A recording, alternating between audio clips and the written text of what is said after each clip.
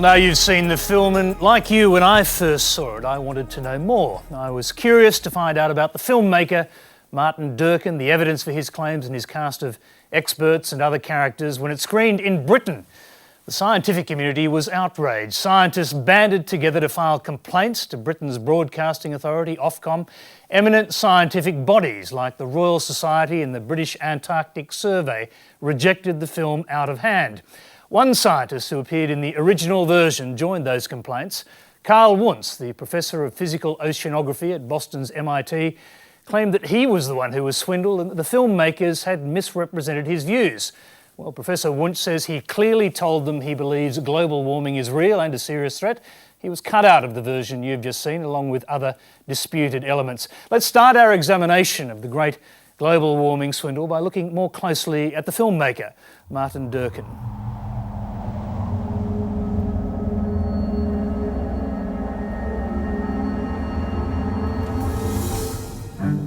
When the Great Global Warming Swindle went to air in the UK early this year, 2.5 million Britons tuned in. And of the 800 viewers who contacted Channel 4, 6 to 1 were in favour of Martin Durkins' film. One of those against was The Guardian's columnist George Monbiot.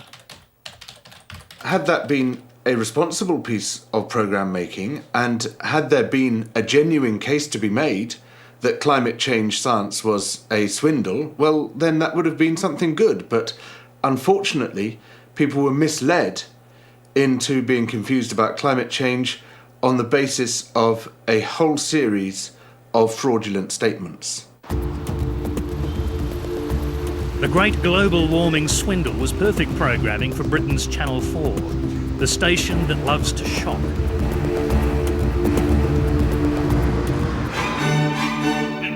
In 1997, Channel 4 was forced to make a prime-time public apology after screening Against Nature, another Durkins film. Channel 4 said that film exposed green ideology as unscientific, irrational and anti-humanist. But Britain's Independent Television Commission said the editing of interviews with 4 environmentalists in the programme had indeed distorted or misrepresented their known views. Then came Storm in a D Cup. Getting my implants is probably one of the best things I've ever done in my life. It too was made by Martin Durkins and claimed silicone breast implants benefited women's health, reducing the risk of breast cancer. The Great Global Warming Swindle is Durkins' latest production for Channel 4. But who are the scientists in Durkins' film? Frederick Singer's title in the film is First Director of the National Weather Satellite Service. Missing are his dates of service, 1962 to 1964. Furthermore, Singer is sceptical about many things, including the connection between sunlight and melanoma, and between second-hand smoke and lung cancer. Before turning to climate change denial, Singer published papers arguing that the now banned CFCs do not cause ozone depletion. In a letter to the Wall Street Journal, Professor Frederick Seitz, former president of America's National Academy of Sciences, revealed that IPCC officials had censored the comments of scientists. Durkins also emphasises an attack on the IPCC by a Professor Fred Seitz. Only when you freeze the image is it obvious the letter was written back in 1996. Unmentioned is Fred Seitz' background. Another passive smoking and ozone skeptic, Seitz was a founder and chairman of the conservative George C. Marshall Institute, funded since the late 1990s by ExxonMobil. Seitz ran into trouble when he published an anti-global warming pamphlet done up to look like an official document of the National Academy of Sciences. The National Academy of Sciences took the unprecedented step, its board, saying it was inappropriate to use the font of the journal without any reference, and even beyond that added, and everything in that paper is inconsistent with the 25 years of studies in the National Academy of Sciences. The Great Global Warming Swindle is an exercise in scientific fraud.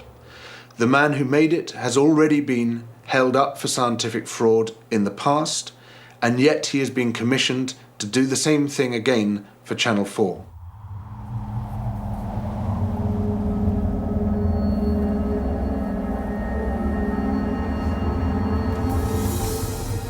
Well, we had hoped to have Martin Durkins with us in the studio tonight to defend his film, but he wasn't able to make the journey. So instead, I flew to London to speak to him face to face. Here's how he answered some of the key criticisms that have been levelled against him.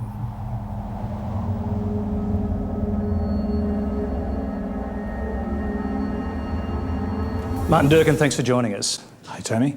Now, are you seriously arguing that no government needs to take action to rein in CO2 emissions? The international effort to create a new global agreement on CO2 emissions is a waste of time? Broadly speaking, yes. I mean, I'm certainly arguing that the evidence is such that we shouldn't take the theory of man-made global warming as proven to be true. So the US government, the British government, the governments of Canada and Australia, most of the EU governments and their scientific advisors, they're all just wrong and in the thrall of some kind of swindle, is that right? Yes. By swindle, are you implying a conscious fraud? I think there's an element of fraud in the debate, which is that the science is overwhelming. It's done and dusted. We now know for sure this is going on. On the contrary, there is an awful lot of, some of the most basic bits of evidence that you would look to establish the truth of man-made global warming are simply not there. One of the central arguments in your documentary is about whether or not carbon dioxide levels can cause climate change. Here's what you say. CO2 forms only a very small part of the Earth's atmosphere. In fact, we measure changes in the level of atmospheric CO2 in tens of parts per million.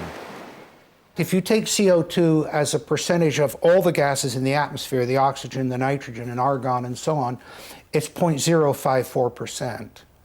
It's an incredibly small portion. And then, of course, you've got to take that portion that supposedly humans are adding, which is the focus of all the concern, and it gets even smaller. Now, are you actually claiming there that because CO2 is such a small proportion of the atmosphere, that it can't be a climate-forcing agent? Well, it certainly doesn't mean that it's completely obvious that it should be a climate-forcing agent. You're not saying that it isn't a climate-forcing agent? Well, no. I mean, CO2 is a greenhouse gas and, does affect us as other greenhouse gases do. But it's a very small greenhouse gas, and greenhouse gases themselves only form a relatively small part of the Earth's climate system. Here's how climatologists we spoke to responded to that. This idea that the amount of something is proportional to how important it is clearly silly. For instance, if I injected you with a little Ebola virus, that's a tiny, tiny amount of something, but it would have an immense impact on you and you would die. So the amount of something is not in any way proportional to how big an impact it might have, and carbon dioxide's the same. I mean, the ozone is far less of a concentration in the atmosphere than CO2, but we know the effects of increased UV. Are you saying they're simply wrong?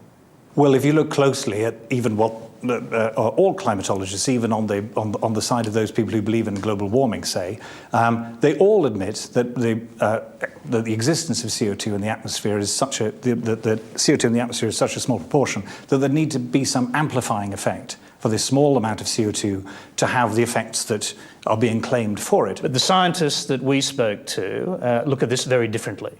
The natural sources of carbon dioxide through the breathing of the planet is many, many times the amount of carbon dioxide that human activity produces.